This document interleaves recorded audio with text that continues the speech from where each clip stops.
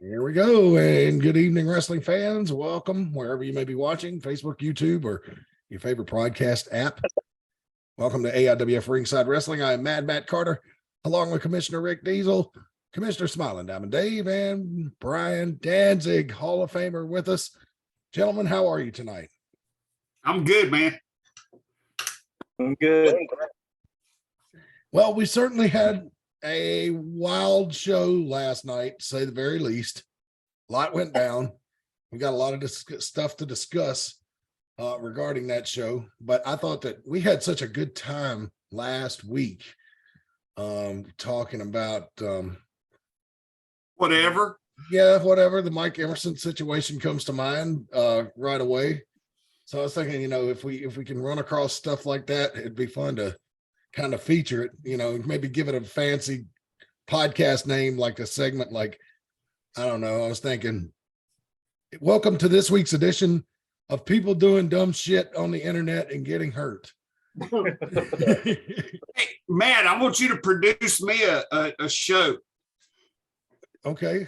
All right. Another I one. do it at the events. We do it backstage. I just sit around and I talk to people, and I want to call it bullshirting. When I wear shirts, it says, with a cow on it, says bull shirt. Okay. Bullshirting with Rick Deezel. Bullshirting. Okay. And we just talk about, I don't give a damn, whatever. Right. Okay. That sounds like a good idea. All right. Well, that's a good idea, but here's a bad idea. And you guys probably recognize this young man from Twitter, but we'll go ahead and watch and listen to him right now. Hang tight. Here we go. Hi, Thanksgiving, motherfuckers. This is Superhuman TV Show. Today I'll be jumping onto the TV dinner. Carnage. This is for the juggalos and chickalettes. Do not try this at home, and I hope you like it. Whoop, whoop!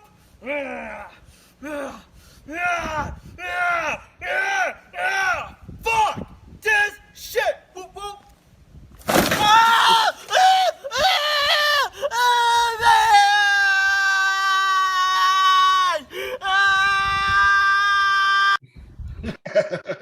What are you trying to make him relevant again, Matt?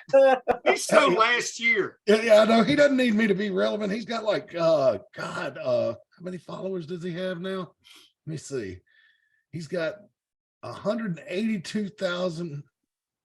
I thought he'd fell off the face of the earth. No, he still does these videos every now and then. He's showing off he got his tooth knocked out a couple of weeks ago. He's showing that on there on his Twitter feed, but no, he's doing them about once or twice a month. So well, maybe that's why, because I don't do Twitter. Yeah, that's probably why. That's where I find him at. So okay. Superhuman, ladies and gentlemen. He posts on Facebook from time to time too. Oh, does he? All right. I don't. Yeah, Superhuman. He is something else. He's got his own line of clothing and hot sauce now and all kinds of stuff. Yeah, if you visit his website, I think it's made to order though, because it takes I think he said allow 8 to 12 weeks for delivery. So I think maybe he has to iron on the logos on the t-shirts himself or something. His Aunt Edna's making the hot sauce in her basement. Yeah, no kidding. Or he's buying hot sauce and pouring it in another bottle and putting his label on it. That's true. If you saw the hot sauce bottles, I'd say, Dave, that's probably a good chance of what's going on there. So, but anyway, so the Fighters Club was certainly wide open last night. They caused a lot of drama, especially after the show was over with. I don't know how much the AIWF wants me to say or not say about the parking lot incident, but there were certainly a lot of witnesses to it. So I don't want to completely ignore it, but what do we kind of want to leave well enough alone with that, or what? Might not be a bad idea, honestly. Okay. Well, the Fighters Club certainly getting white. Just the air on the side of caution. Yeah, man, but to say they're hated now, even more so than before. I thought when Jack snatched up Rose Tyson back in the summertime, that was about as bad or as dangerous as it could get, but they certainly stooped to new lows last night. Would you not agree, gentlemen? Yes. Oh yeah, yeah, definitely. We're going to get into it a little bit, but and say anything that happened inside the building is fair game. Yeah.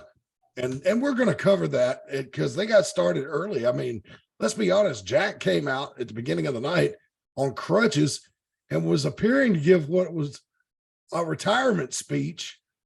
Then he turned on the crowd, laughed that he'd got them to fall for it, started berating all the people in the crowd and calling them all kinds of just very bad names. Used a lot of bad language, which drew out Caden Pierre. And that seemed to just be a setup because as soon as Caden hit the ring, here come the Fighters Club back and they beat down Caden and right before his big match last night. So thoughts about what would possess somebody like Jack to do something like that? Why even bother? What's the deal? Well, I mean, it was a despicable act, but as a former evil mastermind myself, I gotta tip my hat. That was, I mean, if you want, because I've said it before, some guys thrive on the positive energy of the crowd. Some people thrive off of the negative energy off the crowd. Jack and the Fighters Club are those guys who thrive off of that hate. They that hate that they get from the crowd. They just feed on it, and it helps motivate them. And that stunt that he did, I mean, the way he got the crowd so quickly on his side, and then just completely pulled the rug out from under them, making them feel dumb. And I mean, I didn't think the crowd in Mount Airy could hate Jack or the Fighters Club anymore, but he managed to bring it to a whole new level. Mm-hmm. That's why. I mean, the fans don't like being suckered into stuff like that. No, they don't. I mean, you know what I'm saying? It kind of embarrasses them, and it's like, you took me for granted, and they will flip on you, boy, in a heartbeat. Mm-hmm. But Jack, you got to give credit where credit is due. Jack, it's like each show, he's upping his game. He's doing something to make the people hate him more. So that's going to be an never-ending story with Jack, because, like Brian said, he strives on the hate of the people. Yeah, he really does. And so we're going to talk more about the shenanigans and goings on of the Fighters Club as we move along. But I guess at some point we need to get going with our slideshow and see about paying some bills around here and telling you about all the great things coming up. Next show for AIWF Mid-Atlantic is going to be coming up on New Year's Eve.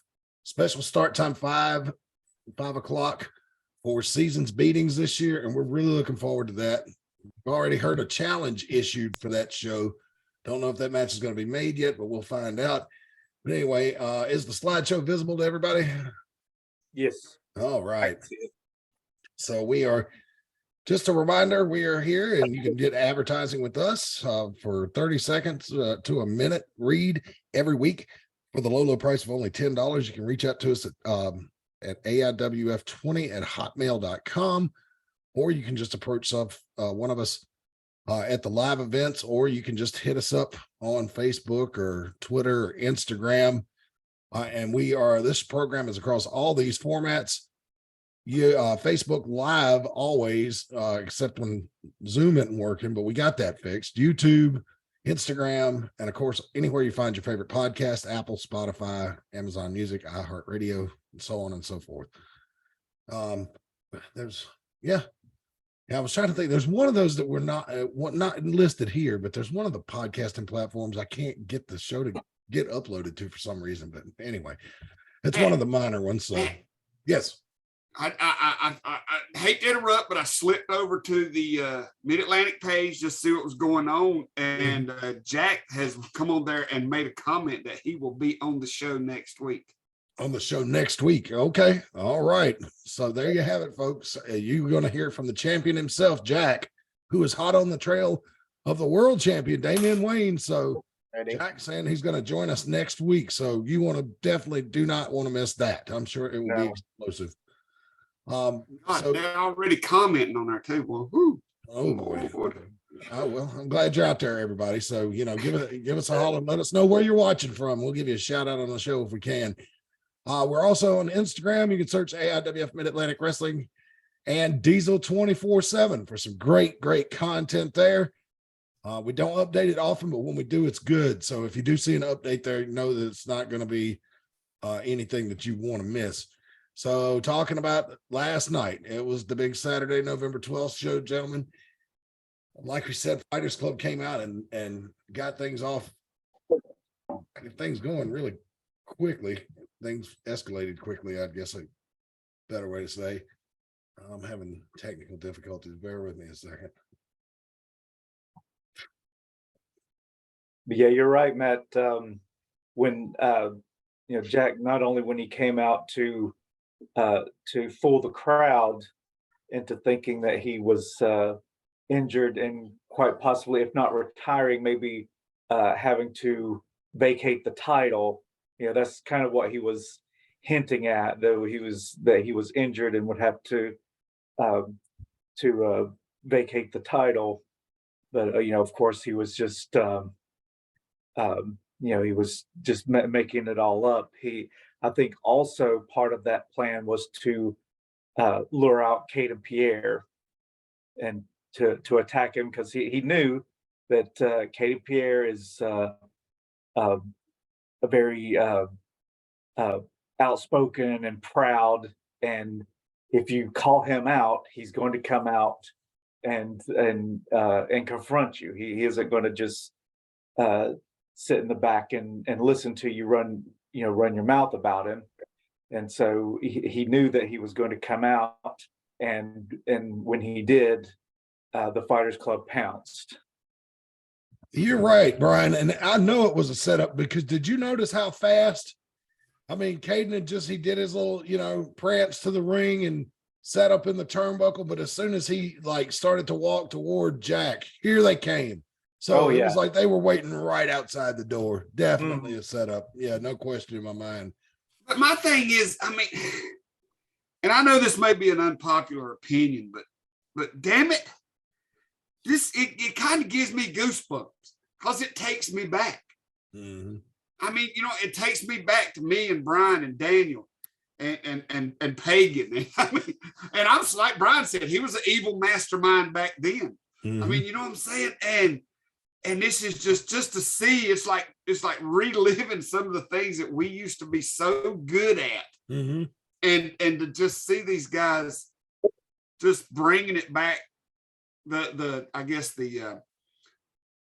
despicable tactics, I guess. I don't know what exactly to call it nowadays, but I mean, it just, they're despicable. I don't know. It warms the cockles of my heart. The cockles. The cockles. I mean,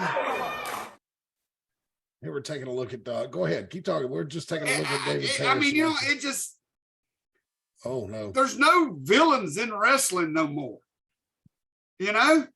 Mm-hmm. And with these guys, we've got, I don't know, like I said, we've got true villains again. And it just makes me feel good. Like I said, it may be an unpopular opinion, but every time they come up with something new that's just underhanded, I smile a little. Normally I save this video footage for Instagram, but I mean, it was so good last night. I wanted to share it here too, and it'll probably end up on YouTube as well. This is David Parrish, of course, former tag team champion, and he was wrestling someone named Ronald Lewis. But the guy had me introduce him from the mind of Devin Bright, Ronald Lewis, and this is his first time in the Mid-Atlantic, fellas. I'm not sure. It's the first time I've seen him. Mhm. I think so. And so there was all kinds of interference on the outside. Look, Jack is just steady having it out with people in the crowd. David's going to do some mugging for the camera there a little bit, but this guy Ronald Lewis, he kept kicking out. He's tough, no doubt about it.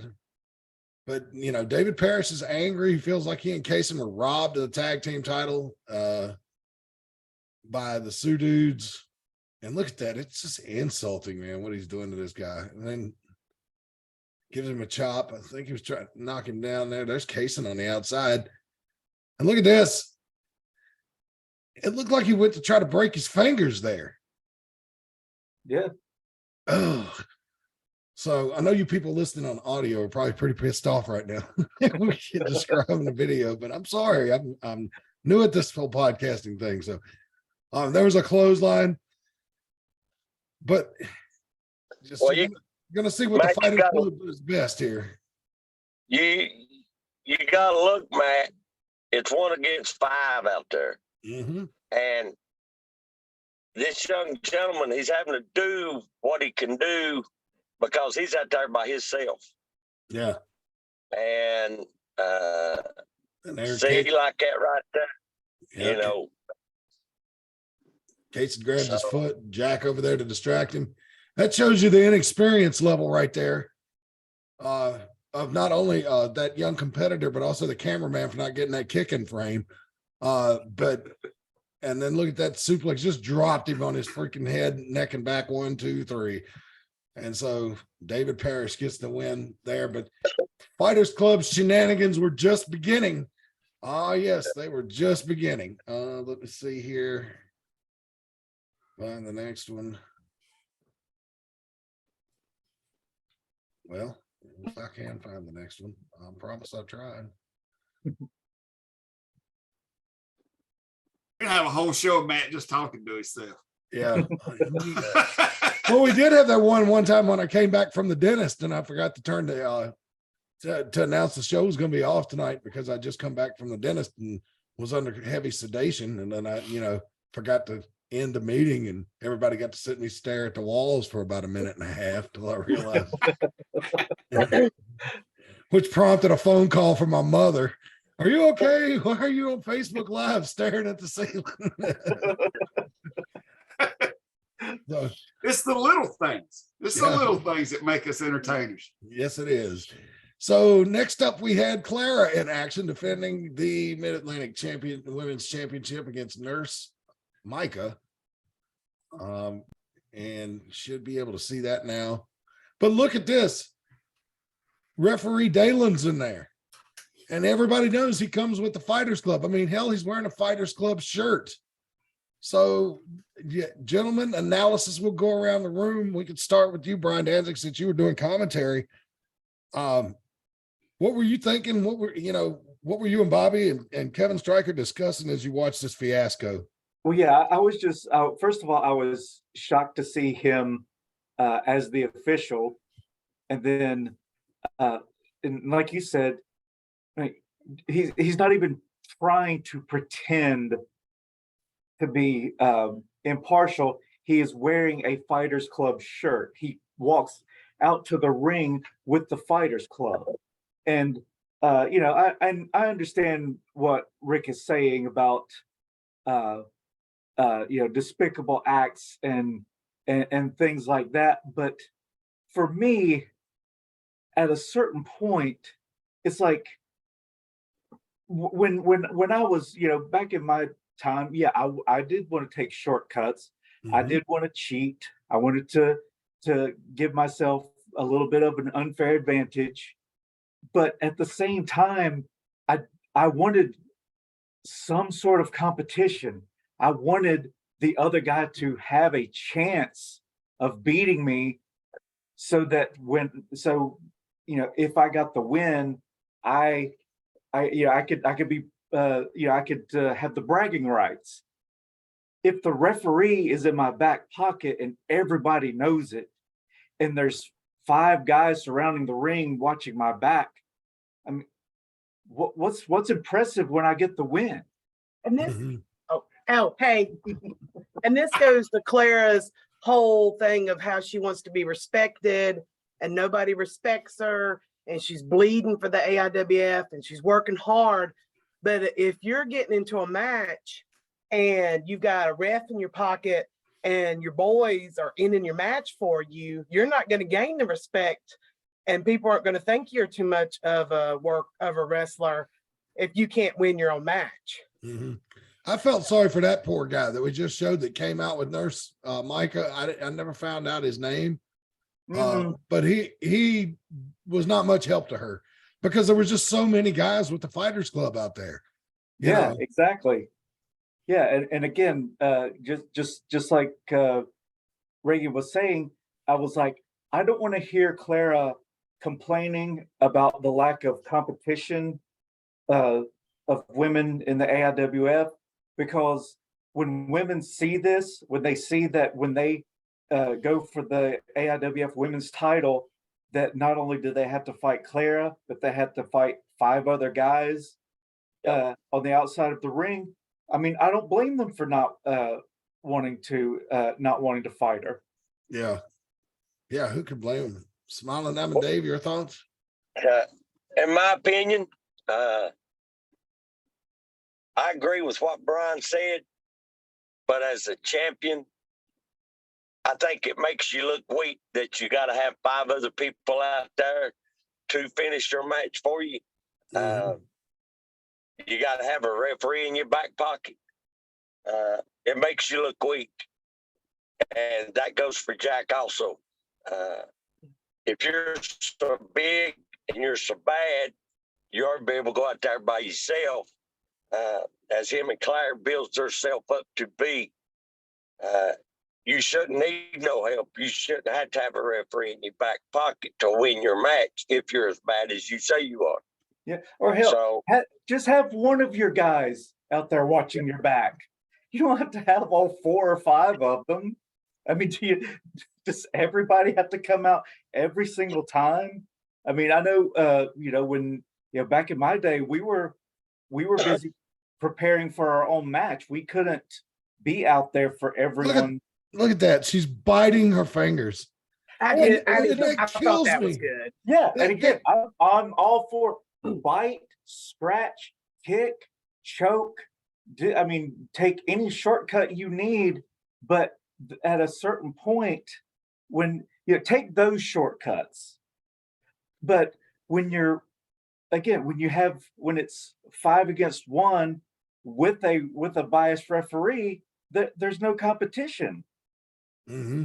Yeah, there's nothing impressive about your win when your man, who weighs 2.5 times more than your opponent, punches her in the face and knocks her out. And what's so impressive about that win? And I don't want to win that a man gave me or handed me. If I'm a real woman and a real woman wrestler, I don't want a man doing my job.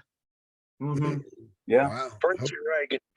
Hope you heard that, Clara, because I know she watches this show, because she's given me feedback on it before. It's a nice way of putting what she told me about what she thinks about what we do here. But and I would just like to say this too. What's so frustrating about Clara, Jack, and the rest of the Fighters Club, all of them are very talented, gifted athletes who could do it on their own.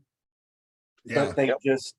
But they choose to use each other as a crutch, and therefore it just makes it very hard to respect them. I can see their natural ability in the ring, but it's like once they start getting in the least bit of trouble, they rely on the numbers game. Yeah, and it's amazing that you pointed that out, Brian, because just a couple of minutes ago, Clara was doing some excellent chain wrestling, like floated over into an arm bar. I even made the comment when this video gets posted on Instagram and everywhere else later on, and you can hear my comments. I'm shooting this with my cell phone, and I made the comment. I said Clara is becoming quite the ring general, and I almost regretted that at the end of this, because look at this. Okay, so Kane and Parrish beat down the manager, then bam, right hand, Yeah. down goes Nurse. I don't Micah. want a win like that. Like I said, that's not the kind of win you want if you want to establish yourself as an honest to God women's champion. And then, of course, no hesitation in that 3 count. But now I want the panel to be honest with me. How weak, like I said, did that make Claire look as a champion? Right.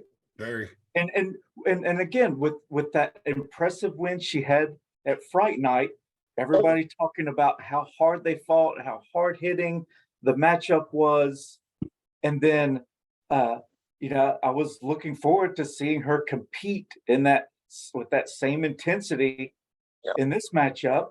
But no, she just, when she got in the least bit of trouble, her boys come to the rescue. Yep. And there's nothing impressive about that. No, no. Maybe Jack ought to be wearing the women's title because he won that match. She didn't. Yeah. All right. So I'm just anticipating Jack coming on here next week. Oh, yeah. And I know he's taking it notes. all out this week, Nobody's going to quite as much as. Now look, you guys better come on here next week when he's on here. Don't just leave. Oh yeah. Don't leave me I'm to face safe that in my alone. living room. I'm not gonna. Yeah, I'll be all right, but yeah, I might not be quite as vocal as I am this week. Rick Deezel, is anything you'd like to add to that? Uh-oh. that's scary. Bull spit. Bull spit. Let me tell you something. When I held a belt, when I held the AIWF heavyweight title back in the 90s, I was damn proud and damn secure knowing it. When I walked to that ring, I had Brian, Daniel, Pagan, and every once in a while Brad behind me. It made me very confident. I knew that. Now, I remember Brian was always the one talking backstage, talking about competition. He was always the one saying, do you really need to be out there? I think I can take you without you. Me, I didn't have that kind of confidence back then. But by God, I was a mean son of a bitch. And I was proud of it. Yeah. And I had the group of the rest of the meanest son of a bitches in the AIWF with me. Yeah. And I didn't care if I cheated. There was times I played by the rules. We all did.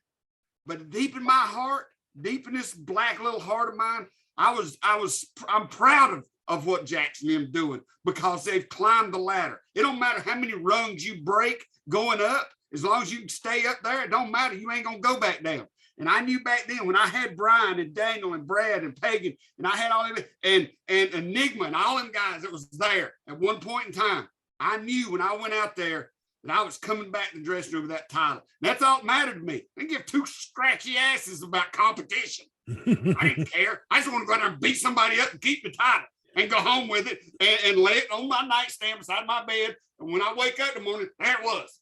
Yeah. I didn't care if it was a tag belt, heavyweight belt. I didn't care. I just wanted it there. Yeah. All I cared about. I didn't care how I got it. And he's telling the truth. I disagree with everybody on the panel tonight because, damn it, it's about winning to me. Yeah. And it's about winning to Jackson, Claire, and Case and Kane and David Parrish and all the rest of them. That's why they have a referee in their pocket, because this is a game of winner takes all. No matter how you get there, you got to get there. And if you have to cut a corner, that's okay. I'm okay with that. But yeah, there were plenty of times that me and Brian disagreed on the competition aspect of it, because even though he was the one licking barbed wire, he was still the best technical wrestler out of all of us. And he liked proving that every once in a while. Me, I didn't care. I just stomped a motherfucker in the goddamn mouth.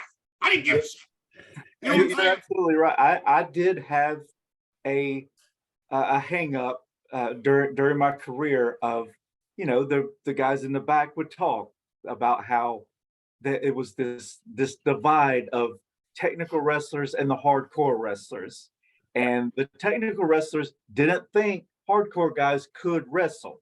Mm-hmm. I'm like, no, I can wrestle. I started training in the early 90s before I'd even heard of ECW. Yeah. I was taught every arm hold, every reversal to every arm hold.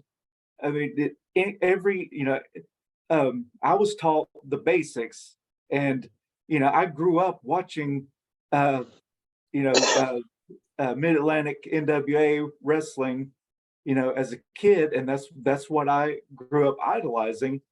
But at the time, hardcore was what was in. That's what people wanted to see, so that's what I gave them. But there were several times when I wanted to prove that I could do the technical wrestling side of it, and it may have been a detriment to my career in the long run. Mhm. But Nobody in our group back then, nobody in the family walked both sides of that fence better than Brian did. He could wrestle, he could do hardcore. None of us could do that. Daniel loved the hardcore stuff, but he was the high flyer. Daniel was a technical guy, and I was just a cheater. I didn't care, because you got to keep in mind too, if you go back and you look at the way me and Brian committed, Brian sat here and he talked about how he used to watch NWA. He watched Mid-Atlantic, and he was brought up and he idolized those guys. Everybody keeps forgetting. I got into wrestling by accident. I just happened to be home that day. That's how I got into wrestling. And I seen it as a way to be this personality, this celebrity. You know what I'm saying? And become this object that people say, and I could fulfill all those wants and needs in my body, in my soul. And so I didn't come in. I used to watch my wrestle with my grandpa, and he'd throw a pillow at the TV and say, "Son of a bitch, Rick Splair." But I mean, Rick Splair. that's how I come in. And like I said, I just had to be home one day. A friend of mine come out and said, "Hey, you want to go to wrestling training with me?" That's how Rick Deezel got into wrestling, people. I was at home one day. Yeah. Brian searched out somebody to train him. Yeah. So that's the difference in our two personalities. And like I said, nobody walked both sides of the fence better than Brian Danzig in our group. Nobody. Yeah. Even with the times that Brad was with, Brad was a hell of a wrestler. Hell of a wrestler. But he couldn't do both as good as Brian. When I say Brian walked both sides of the fence, he did equally. Brian could get in there and go arm bar to, the Russian leg sweep, the goddamn, you know what I'm saying? The sidewalk suplex. He could do it all. You know what I'm saying? As well as beat you with a barbed wire chair. Equally good. You know what I'm saying? And I was just a cheater. I didn't care. But see, but I agree with everything you're saying, because I got into wrestling just so I could kick people's ass. That was why I wanted to get into it. And for a woman's perspective, just on the Clara part, everything you say about your wrestling and Brian's wrestling, Jack's wrestling, David Parrott, that's men's wrestling. It's more accepted to cheat. It's more accepted to take those shortcuts. But as a woman wrestler in the independent circuit, to make your name, you have to decide for yourself, am I going to do this on my own, or am I going to take a help from my husband, boyfriend, fiance? Because there was a point in time where Brian and me and Fallen Angel, we took on Bad Brad and Brian Danzig and beat them. And I didn't take a man's help. I mean, that's a unique woman's perspective on being a woman's wrestler and being respected in this industry, where most people look at women's wrestlers for their own pleasure. So you can either be a female wrestler that men watch and then go take a shower afterwards, or you can be a real wrestler. So there's the two things you can be. You can be either or. I chose to be a real wrestler. So she has to make the decision on what she wants to be. The reason I was kind of grinning through that, Brian, was because when Reagan reminded you of that loss, I saw that competitive light in your eyes. Like, oh yeah, thanks for bringing that up.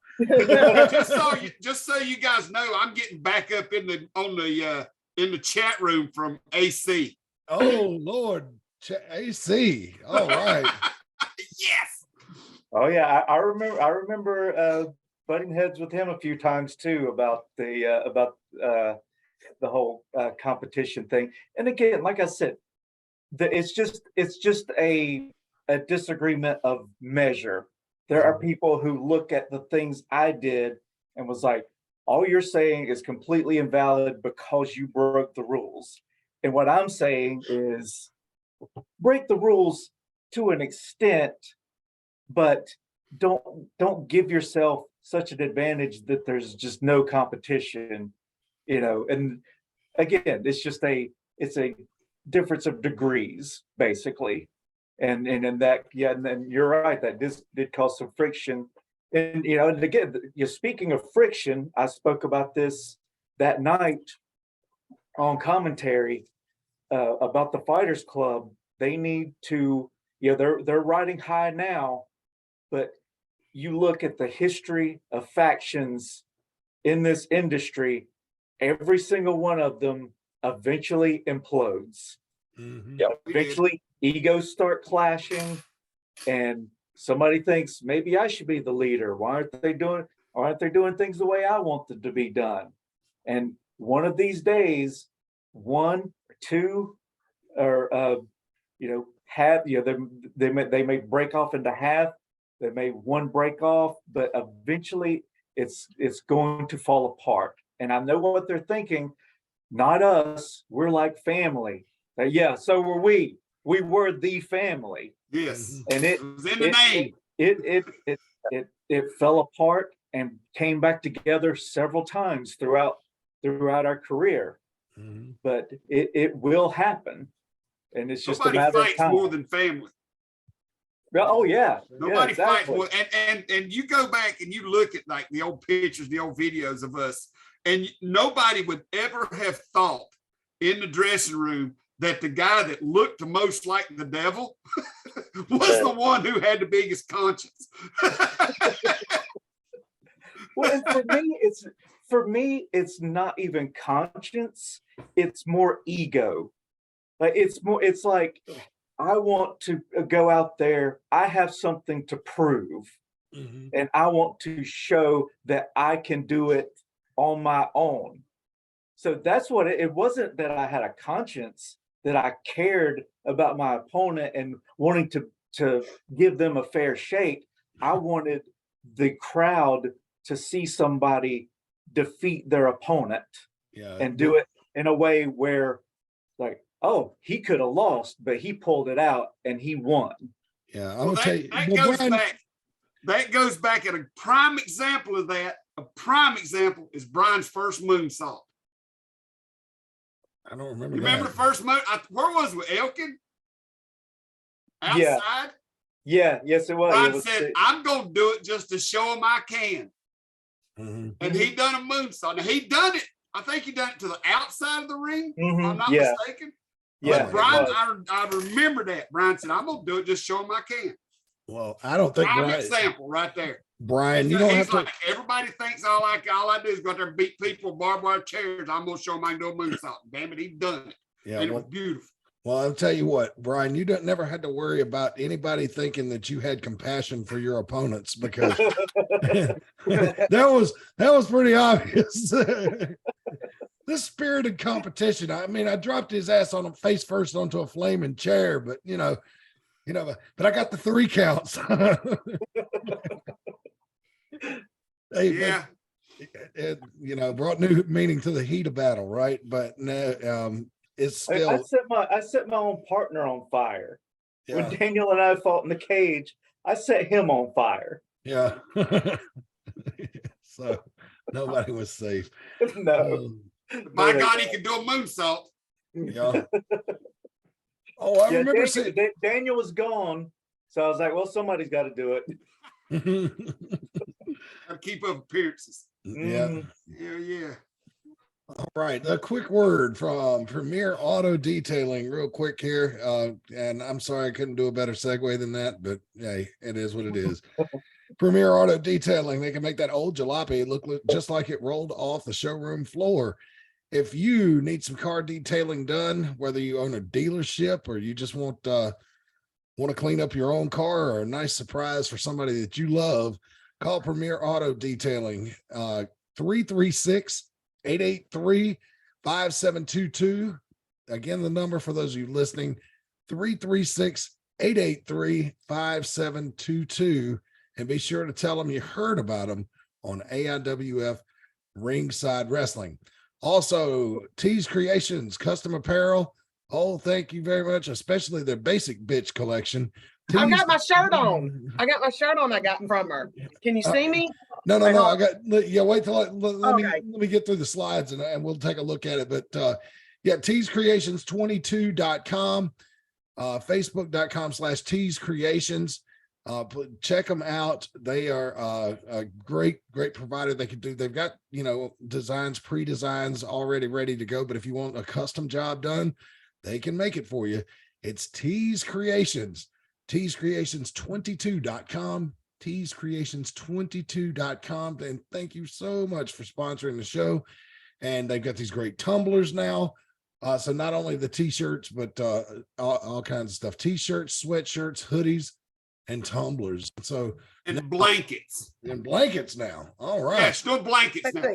There we go. Feeling extra grinchy today. Yeah. Perfect shirt for me for Christmas. Feels perfect, fits nicely, perfect quality. Yeah, awesome. They debuted at an event today. They debuted blankets. Wow. Now got blankets. Wow. Oh, and you know what? We've been talking all this stuff about Brian, and we focused a lot on Brian here in the last few minutes. I'll be damned, from out of nowhere, Chris Tenney shows up. Oh, blast from the word past. Got out. Oh, they're telling Brian stories. I gotta go. Yeah, they're telling. Yeah, exactly. They're telling Brian stories.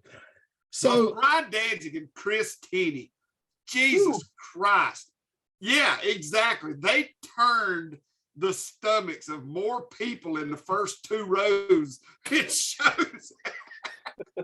I'd almost forgot. Criminy. They scared people, man. Yeah, now that we're talking about it, that was a really it's easy to go back to Terminator X, but that Chris Tenney feud was a damn violent display. It really was. And it's a wonder, Brian, you get around as good as you do today, after going through something like that. I mean, it was it is. I wish we could dig up some of those old matches, man, and show them on here. That would be awesome. Yeah, I know. I suck. I have them. I just got to get them. God bless. Well, I mean, and it's not like you don't have 12 fucking jobs already, Rick Deezel. I mean, Look right here. Look right here. This is just 3 of the external hard drives. This just happened to be laying here beside of me. And that don't include what's in that drawer over there behind me. Wow. This is just 3 of them. Full. How many hours of footage goes on each one of those? Each one of these has got like a terabyte of freaking space on them. Wow. Yeah, there's a lot of footage. I'm telling you, man, look. Oh, now look at this, folks. Look at this thing. That's an external hard drive, for God's sakes. It looks like a library book. Yeah, it looks like the freaking modem router I have in the living room, that runs the internet through the house. Got a blue and white one. Yeah. Now look, folks, it's important. Come up here and just, I don't know. I know when Kevin Phoenix first took over as the VP of the network, he'd come up here. He would come up here before shows and just sit in here for hours and copy stuff. I mean, I this is the God's honest truth. When I first started putting all this stuff over on the here you go. Look here. You're getting a look inside the AIWF archive. Now I know that book. I know that one. Yes. DVDs. I think 1 or 2 fell out. Look on the floor. I think 1 or 2 of them fell out. I don't think he can hear me. Oh, okay. Nice porn. You're getting a look. Well, thanks for not more DVDs. I know one of them fell out that time. I got that. Yeah, hear that one. Yeah, you heard that. Saying. Even the people on iTunes heard that one. But I mean, this is Brian Danzig versus a good old boy. Oh, Sheriff, That was trying to get lost. And what's funny is I don't remember fighting the good old boy. And I'm sure I did, probably more than once, but I do not remember it at all. That right there is I bet Rick wrestling Deezel. gold. I bet Rick Deezel remembers good old boy jumping on him when he was getting drugged behind that truck. That big son of a bitch. He almost killed me that night. Yeah, I remember that. I love. I had a whole lot road got drugged behind the truck for another 15 minutes. So, Loved him to death, but God Almighty, he almost killed me that night. So Well, he stopped you, didn't he? Yeah, he stopped me. He landed on me, and he was so heavy that it like what the rope that they had tied around me that they was holding in the back of the truck. He was so heavy that I think Iron Horse was one holding the rope. It jerked it out of his hand. Yeah, Brian, you were on that truck. So, all right. So let's just set it up for everybody that doesn't know. Okay. So what happened was we had a show at Bassett Community Center, and there's a big field out there that people used to park. Well, you didn't know it was out beyond the parking lot. They had a baseball field on one side, and then there was like another field that sometimes it was the side closest to the Highway 57, right? And that was like sometimes carnivals would come set up there. They would have soccer tournaments there, whatever. All right. So after the show, Rick Deezel is doing an interview with me in the locker room. Brian Danzig and the family break in there, start beating him up, take him outside into the parking lot and tie him up. And they get on the back of the truck. One of them's driving, one of the Family of Darkness members at the time, and they drag Rick Deezel across that field. And they're filming it. They took the video camera from the camera lady and are filming this thing from the back of the truck. And good old boy is running behind. I'd love if we could find this video. We got to find it. And he stumbles. He's saying I don't have it. Well, it's definitely there somewhere. Yeah, he stumbles and falls on Rick Deezel, which may have hurt, but it probably may have saved Rick Deezel's life. It may have saved your life because that prevented the dragon from going any further because he was so heavy that Iron Horse lost a grip of the rope and the truck drove away. And that was that. But pretty sure it almost drug Iron Horse off the back of the truck. It may have. You guys also got to keep it. I ain't saying I don't have it, but I ain't saying I do because nothing you have to remind. I have to remind you is when I started putting all this stuff over on digital media, it took me forever. And it was either 2 or 3 black trash bags, the yard bags, the big 40-gallon, whatever. Yeah. Full of VHS tapes. Uh-huh. And a lot of them didn't survive.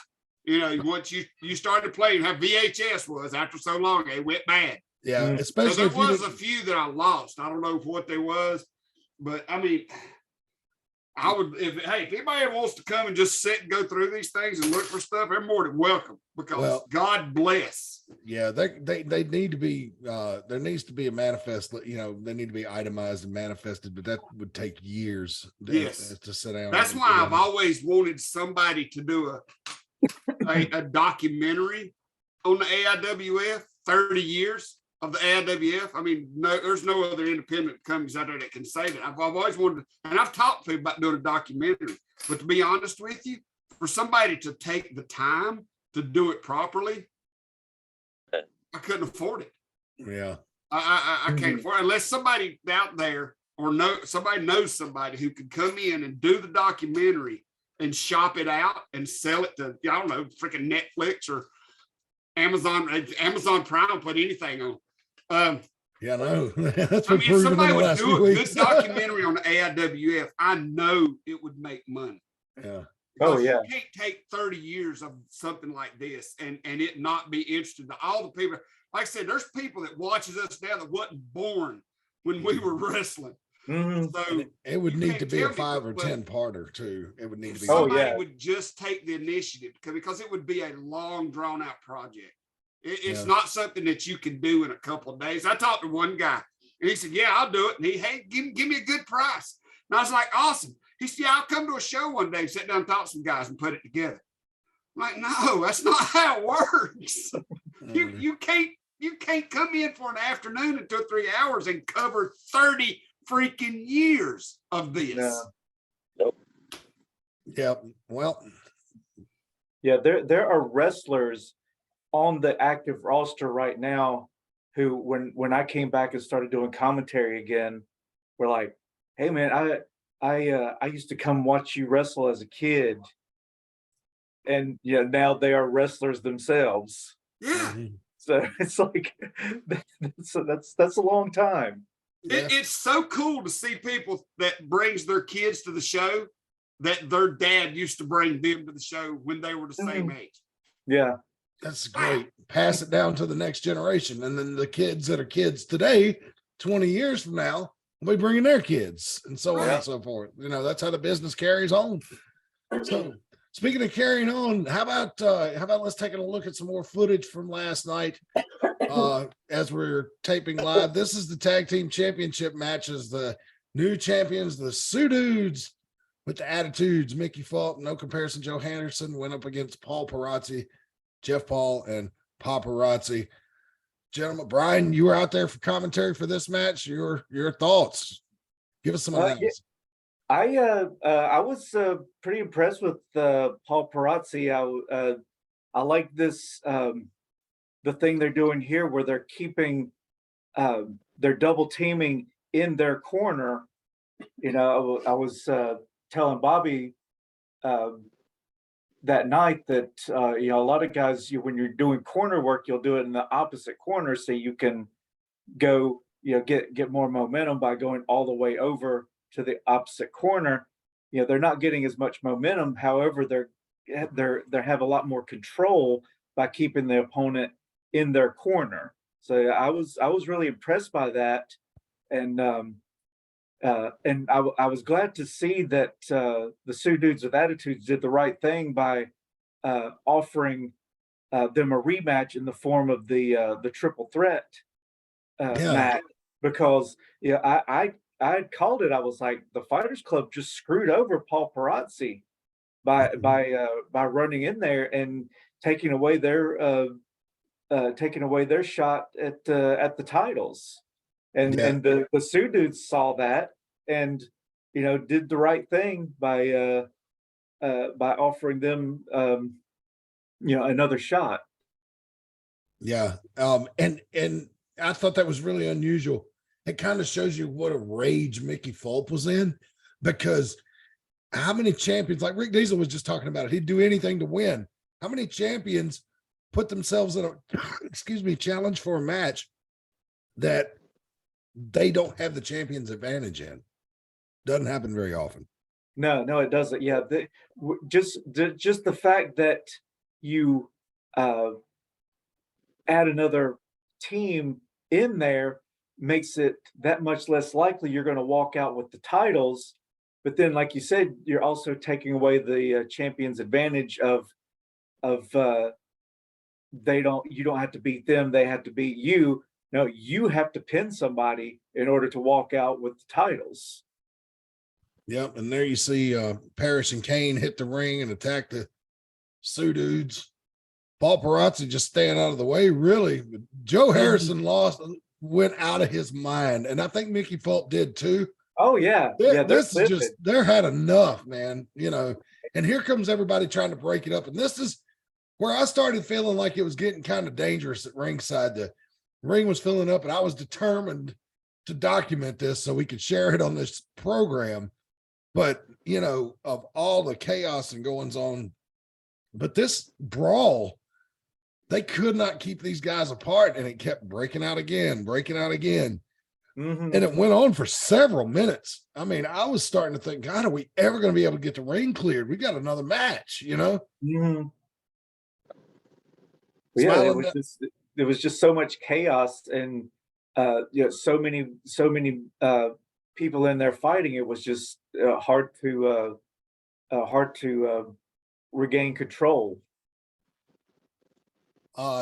Smiling Diamond Dave, Commissioner Deezel, you guys got any thoughts on this?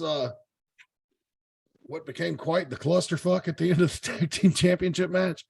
No, damn it, y'all got me sucked into these videos here. Look here. 1997. Brian, that's when we attacked Craig Pittman at that high school. Yeah, I remember found that. that. He came to the wrong building. Yeah. Anyway, go ahead, Dave. I'm invested here, man. You know, you could plug one of those in and share your screen on the Zoom. I don't know how to do that. I'm 150 years old. There's a big green button at the bottom that says share screen. The bottom of what? It should be at the bottom of the Zoom box. You know, the thing that we You can got go in. mute, stop video, share, participants, and more. Let Shares me in the see. middle. Oh, wait a minute. I can't do it yet. Oh, okay. I had this computer built. They didn't put a DVD drive in it. Oh, But that's okay. I got one right here. oh boy, we might be getting ready to see some. Y'all classic keep talking. Yeah. So anyway, Commissioner Dave, it's unusual, you know, to be boiling over bad feelings, to be boiling over so much that like Brian and I were talking about, the champions actually asked for a match. They lose their advantage, you know. Do you anticipate this match being signed? I mean, Mickey Fulton made the challenge. Have you heard anything from the other competitors? I mean, he wants it at season's meetings. I don't see why not. You know, it seems like a good idea to me. I think it's something the fans definitely want to see because they sure made it known when he said it that they wanted to see it. So, Well, Please. it's in the process of sorting everything out, Matt. I'm pretty sure, I'm confident that it will come about. And still in line from old Jim Ross. If it does, it's going to be a slobber knocker. Mickey and Joe's tough. mm-hmm. Mickey's not going to back down from nobody regardless. Mm-hmm. And Joe's not either. But, Matt, you know those saying, he might have bit more off than he could chew. It says host disabled party. What? It says what? It says host disabled sheen. I'm sorry, David. Oh, you all right? But, you know, Mickey and Joe just ain't going to have two guys coming at them. Mm-hmm. They got four guys coming at them. And there's only so much that one person can take or two people can take as a tag team when it's 4-on-2. So, you know. How do I do this, Matt? I'm sorry, Dave. God bless you. This is y'all's fault. You should be able, if you look on the toolbar at the bottom, you hover your mouse over the bottom of the bar. It says host disabled participant screen sharing. Oh, well, I'm going to have to go in the settings of the meeting and do that and disable that. And I don't think I can do it while I'm having the meeting. That's fine. But that's all right. Hey, we might be on to something new here too, because you won't believe stuff I'm seeing on this thing. Yeah, well, I can set it up for the next meeting. The reason I did that was because when we were giving the link out and the fans could come on, that's the reason I set that up, because I didn't want somebody just taking over the program and sabotaging it. But since it's just us girls now, I can Brian got that. You should be able to click on his name and say allowed to share. Right now, I'm watching the Ring Rat Ronnie thing from Whitworth, Brian. Oh wow, yeah. I remember that one. Stop video, make hosts, rename. Yeah, click on Rick Deezel's name. Yeah. And then you should be able to do it from there. I can report him, I can remove him, I can put him in a waiting room, I can allow to multi-pin, allow to record local make host. Brian and Daniel versus You can make him, if you make him a host, I remember where that went. It makes him part that he'll be able to share. All right, so let me make you a host. God bless. You want We're to seriously doing we're like already over time. I got you listed as the host now, so try seeing if it'll let you share again. All right, let me see here. Welcome to third grade education online tutorial. Can y'all see it? Yeah. Oh, yeah, there it is. Can you make it bigger? Can you make it bigger? Yep. That's what she said. There's no sound though. Are you right, boys? We'll independent WCW, gave you the boot and everything. But I'm sorry, dude. I mean, What's your problem, maggot? I just went right here to see the Pitbull. Crap dodging hippie. I don't take that crap off of anybody. See, he started it. Daniel Mays there, Judge Law there, Brian, Rick Deezel all beat up Craig Pittman, then run and steal his car. And they, I think he could have got the car. oh.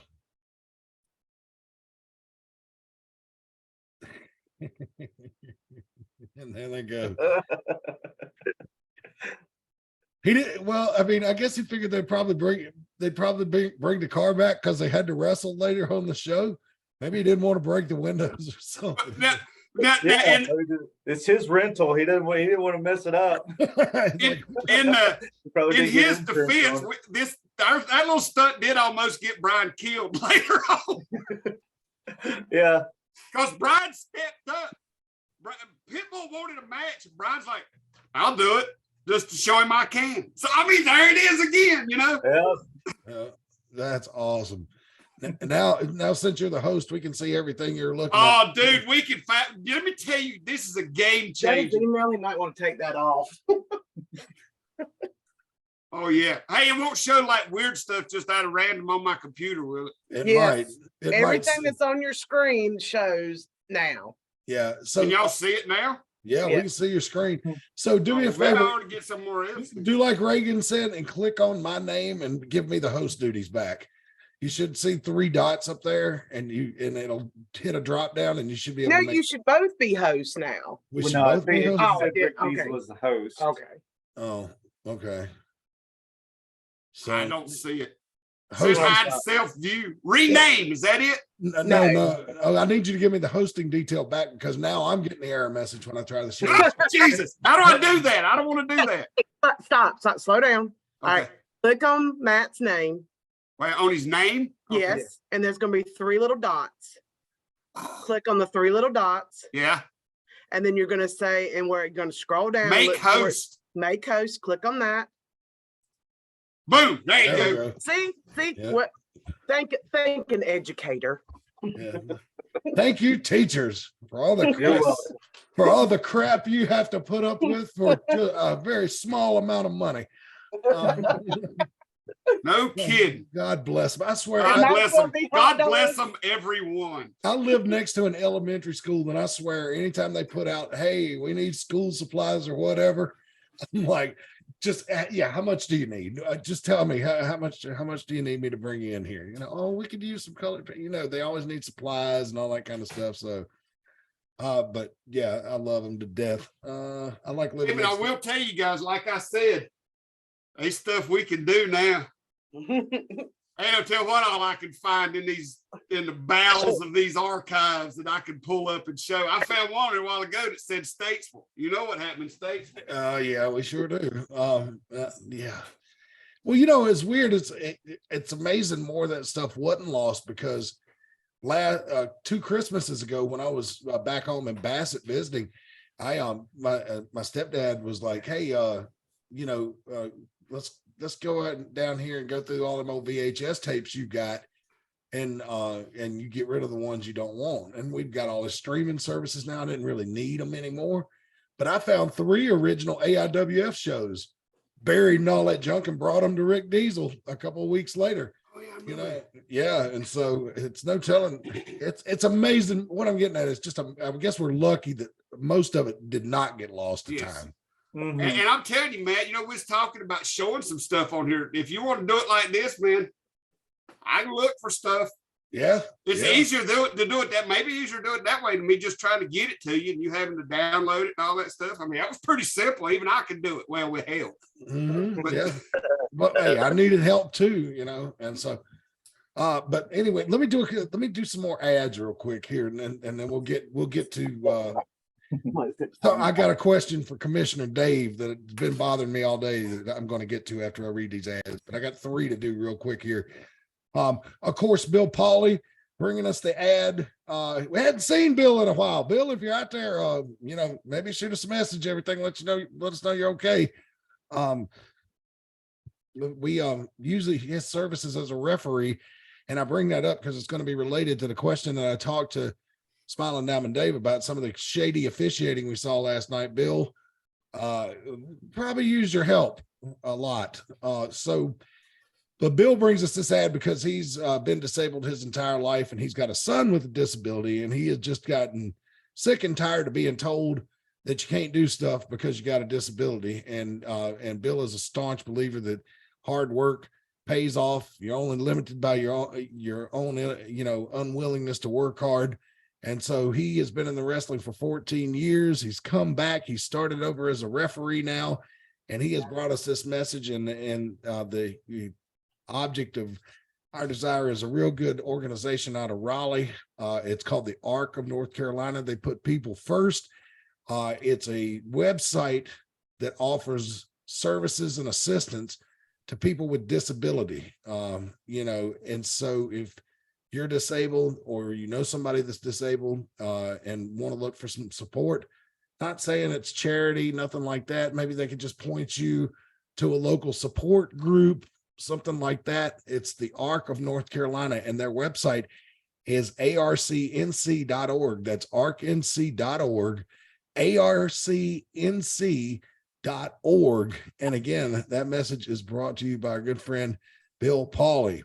Also, our first ever sponsor, Branch Management. They are a tree service that operates in the Mount Airy, Surry County area of North Carolina. They offer pruning, just trimming up some branches, trimming their structures. They'll even take out trees completely, although, you know, you don't want to just loosely do that, but, you know, because, I mean, shade is valuable in the summertime. Just ask any fat person. I'll tell you how much they love a big shade tree. But you could be eligible for a $100 referral bonus.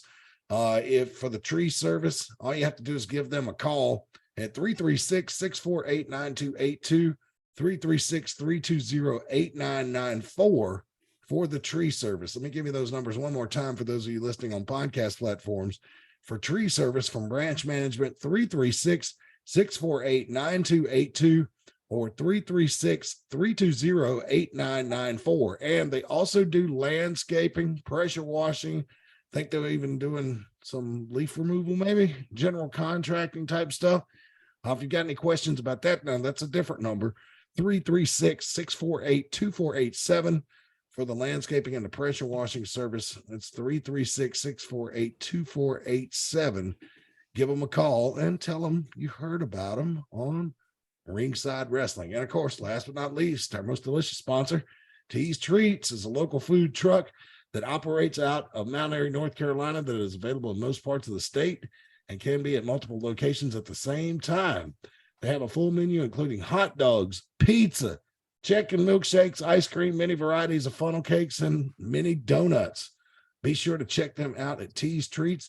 You can on Facebook at Tees Treats. Just search Tees Treats on Facebook, or you can give them a call, 336-755-8204 for their availability. Or if you just want to find out where they're at, again, visit them at facebook.com/Tees Treats for the latest updates. Oh my goodness. And last night at the show, my wife tried one of those funnel cakes with the piece of cheesecake on top. Ooh, buddy, almost went into a diabetic coma right there on the spot. It was absolutely fantastic. And I caught myself in the supermarket today. The cheesecake was so good, like subconsciously, I wandered over to the bakery and was staring at the cheesecake. And I was just like, no, I have to resist temptation. You know, it was like so good. But anyway, so Commissioner Dave, I have a question for you. Yes, sir. And it might sound like I'm going to be being a smart aleck here because I have a tendency to cross people that way.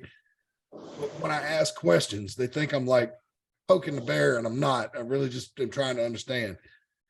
You came out after Clara's match and said basically that Dalen was not going to be refereeing no more matches and all that kind of stuff. And it's the way I understood it. And damn it, he came out and refereed Jack's match that night. So was your ruling, am I to understand your ruling was after that night, or were you not aware that he was listed to referee that match, or Jack White, you know, hey, are you not allowed to pull somebody's license at same? I'm just trying to figure out, you know, Well, what exactly happened. number one, I wasn't aware that he was had been signed up to do Jack's match, or it wouldn't happen. Right. And when I said, you know, I told him in the ring, if I had anything to do with it, he'd never referee in the AIWF Mid-Atlantic again. Mm-hmm. But, you know, that's a little bit above my pay grade. That's the reason I said if I had anything to do with it. Because, you know, that's a couple steps on up the ladder for that decision to be made. Mm-hmm. But I do have the right that, just like I did last night, he will not referee Claire's match at Seasons Beach. Okay. And if all possible, and I can talk to the board, he will not referee no more Jack's matches. Mm-hmm.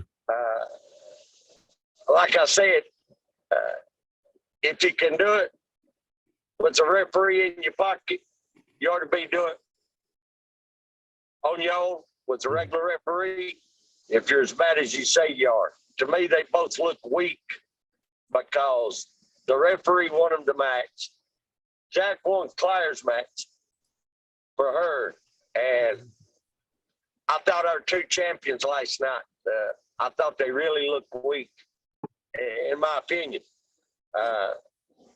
And I broke the rules. I've you know, as commissioner, I broke the rules. I've bent the rules in my favor for several people, including the Fighters Club. So I had to do a lot of soul searching. So there's going to be changes made. Yeah, you know, the interesting thing about Dalen was before he got the Fighters Club got in his pocket, or he got in their pocket, or whatever, he's a good referee, you know, which is a shame. So I don't know that suspending him indefinitely from refereeing all matches is maybe the best thing, because you know, he could still be useful if he's just not allowed to referee Fighters Club matches. You know what I mean? The only thing that spooks me about that is if he was like, let's say, you know, like we've seen referees get, you know, knocked out of the ring and stuff before. It happened last night, you know, and he's the referee, because in a championship match, you know, another referee usually runs out pretty quick. You know, they don't leave the match unofficiated for too long. But what if he's that second guy? You know, it's just, and you're going to see here on this footage, for those of you watching, fans, and those of you who are listening, go to our YouTube channel. These videos are going to be up within the next few days. You'll see this is basically a no DQ match, you know, because Dalen's not stopping the interference whatsoever. And again, it's just like Claire's match. It's pretty much, you know, 4 or 5 guys on one. Well, Yeah. My thing, if he's shown that he can be biased for one wrestler, who's to say that any wrestler that has enough money can't just buy him off? I mean, that's right. They already know that that he can be bought because the Fighters Club did it, so they just have to know his price. Yeah, you're right, Brian. I didn't think about it that way. I mean, yeah, and you're right. It is a shame because he is a good referee. However, and who knows, maybe someday down the road, you know, once he's no longer useful to the Fighters Club and they discard him, you know, maybe he'll learn his lesson and get back on the straight and narrow, kind of like Nick Patrick, and you know, it's happened before with refs. they've kind of lost their way and then kind of redeemed themselves and became a good official again. Yeah, I go all the way back to Danny Davis. Remember he Mm-hmm. wanted Yep. he was a crooked ref, and then he became a wrestler for about a year or two, and he got that out of his system real quick after being dropped on his head a few times. But then remember, he went back to being a referee for many years after that, and never crossed the line again. He was just there, you know. Mm-hmm. And they said when he came back as a referee, they were going to keep a close eye on him. And there was never an issue with him after that. So, and you're right about Nick Patrick, but you know, the fans never forgave Nick Patrick, because even after WCW closed and Nick Patrick went to WWE, this was like 3-4 years after the NWO. I went to a Raw in Greensboro, and when Nick Patrick came to the ring to referee a match, the whole place started chanting, "Patrick sucks, Patrick sucks." So I don't think the fans ever forgave him for that. And you know, if you think about it, just put yourself in a referee's shoes. I mean, he's in there night after night, match after match, and he's the third wheel, you know, and he gets to see these wrestlers get all this attention, whether the fans love them, whether the fans hate them. They get a reaction, and the referee's just there. You know, he's just he's basically a nobody.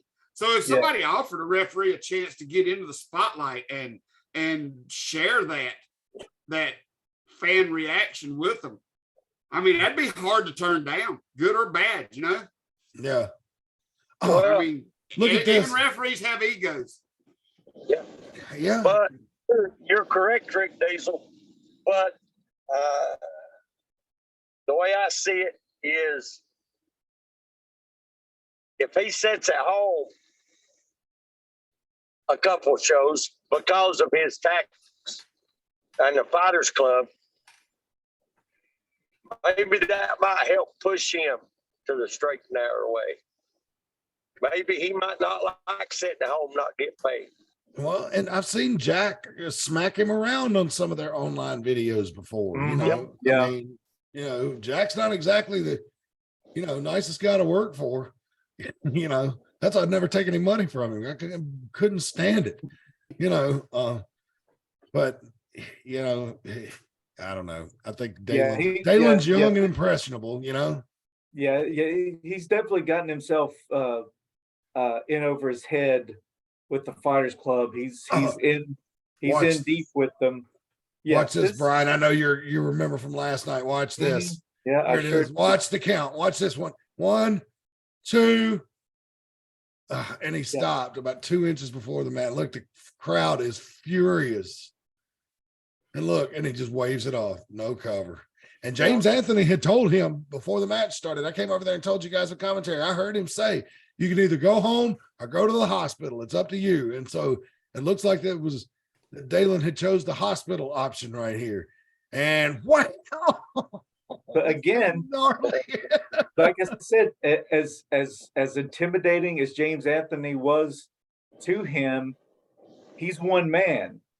He's if he's going to be scared of wrestlers, he's going to be scared of the 5 and not just the 1. There's referee Timmy. Hasten pulls him out.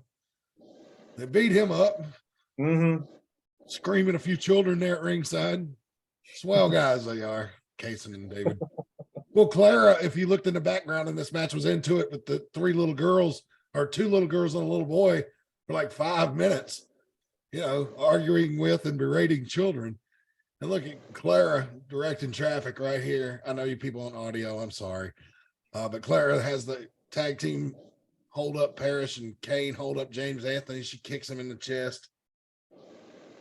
And it looks like she's starting to maybe get a little bossy with Kane and Parrish. Maybe now that she feels like now that she's the fiance of the leader, Jack, maybe she feels like she has a little bit more pull in the Fighters Club, and can boss those 2 guys around a little bit. I mean, that's what it looks like to me. I think maybe they're I'm married. just maybe I'm just seeing things. Oh yeah, yeah. Then it will be on. Oh, yeah. Yeah, out of the ring goes Caden. But out of the ring goes Caden, and then Jack knocks out James Anthony, and conveniently enough, oh, there's Dalen. 1, 2. Let's see if he can get the. Oh yeah, he got the 3 that time. Yeah. That was that. And so, and then there's some real angry fans in the crowd after that, and They certainly were.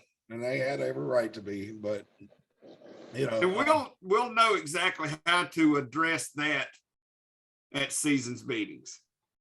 Yeah. So, but man, a wild night. I just could not believe it. It's a reminder to you fans, like, not to miss the action, because I know a lot of people probably was like, well, they just did Fright Night. There were 3 title changes that night. Nothing's gonna happen on November 12th. It's no sense in going. We can wait till the next one. Well, problem is we just found out the next one's not going to be till December 31st. And when I told a group of fans that after the show last night, you know what their reaction was? Oh, so, and it was a wild night. I mean, with all the crazy things that went on, it was just almost as exciting as Fright Night. I would say it was very close, a very exciting show last night. And so if you missed it, I'm sorry, because I don't know how long it's going to take it to get on the Roku channel, because let's face it, Kevin Phoenix is out in Las Vegas right now. And according to his social media, it looks like he's drinking whiskey out of 5-gallon buckets. So I don't know if or when he's going to be back or in any condition to operate any electronic equipment. Don't ask me. I'm getting too old to go on trips with him anymore. It might kill me. Yeah. You got to be careful. I've been to England and Vegas with him, and pretty much almost died both times. Yeah. You gotta, I'm telling you, Las Vegas, you got to be careful. You got to be respectful when you're out there in that place, because lots of liquor free flowing everywhere. You can get a lot of trouble real quick there. Yes. But it's a lot of fun. But my wife hates it because same reason you do, Rick Deezel, the weed. It stinks. Yeah. Yeah. But now if you're a marijuana enthusiast, you'll enjoy it. It's quite, you'll love it. Yeah. It's if you like the smell of marijuana and body odor, and if you're like into the Olympic hurdles, because you have to jump over so many homeless people on the street, you'll love Vegas. Yeah. I didn't see that many homeless people. Really? Maybe I was there at the wrong time of year. I don't know. Well, I saw a lot of people begging, but Yeah, well, I mean, it all depends on what time of day you're out there. I mean, you know what I'm saying? It's at some point they all lay down, catch a nap. Yeah. The ones that use dogs to get sympathy are the ones that yeah, I know. It drives me crazy. Ain't no way to treat an ugly girl. Oh God. Shots fired. Here we go. We're getting late. Oh my goodness. So that's pretty much all I had to cover. We're looking forward to Jack joining the show next week. Hopefully we'll be able to record same time on Sunday night. That's kind of up in the air right now with all our schedules, but we'll sort that out. Just look for us. No, we just got to make sure whenever we do it, we have time, because we got where we go over every show now. Yeah, we've gone. We're just having too much fun.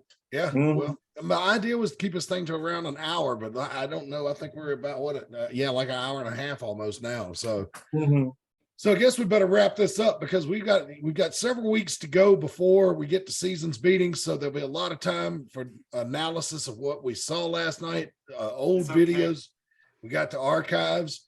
We got Jack coming on next week, hopefully, and hopefully he'll bring along Clara, and everybody can share their thoughts with the champion. I'm sure he'll be interested to hear them, and as equally as interested to give his rebuttal. So, sure. So it ought to be very interesting. So, any final thoughts before we go, gentlemen? I can't think of anything. I've run my mouth all night. Chuck King's in the on the website. So, all right, Chuck King. When Chuck King's with you and he's pulling the ring truck, you better not lay one damn pad in that trailer until he tells you where it goes, buddy. Damn right. We miss you, Chuck. Hope to see you come out to the show sometime and visit. Please. Yeah. But I'm done. I'm good. I'm done. Smiling Diamond Dave, any final thoughts? It was an exciting show. Last night, it was a great show. And I'm really looking forward to season's meetings because these guys are going to have well over a month to think about it. So I believe season's meetings, my top Friday night and last night. Ooh, all right. Smiling Diamond Dave, thank you. Brian Danzig, final thoughts from you, sir. Just like Dave said, last night's action was intense. It was great, and just looking forward to season's meetings. Cool. All right. So one last thing before we go, I got a note from my podcast provider. You know, you have to run these things through a service that distributes them for you, and they're very helpful with tips and things and how you can better get more views on your podcast. And they notified me that to monetize this program on audio, we'd need to get 1,000 downloads in a span of 30 days. Well, folks, I am happy to announce there were only about 988 short of that. So anything that you can do to help us. Share, damn it. Yes, share. Yeah, especially the YouTube and sharing the audio podcast is a big help. And I don't like saying that on every video because every YouTuber does it. Give us a like and subscribe and ring the bell. And I just cannot bring There's a reason they do it. Yep. So maybe I should start doing it. So if you could give us a like, subscribe, and ring the bell. So thank you guys for joining us for Ringside Wrestling. We'll be back next time. For Smiling Diamond Dave, Ryan Danzig, Commissioner Rick Deezel, I'm Mad Matt Carter. Until next time, so long for now.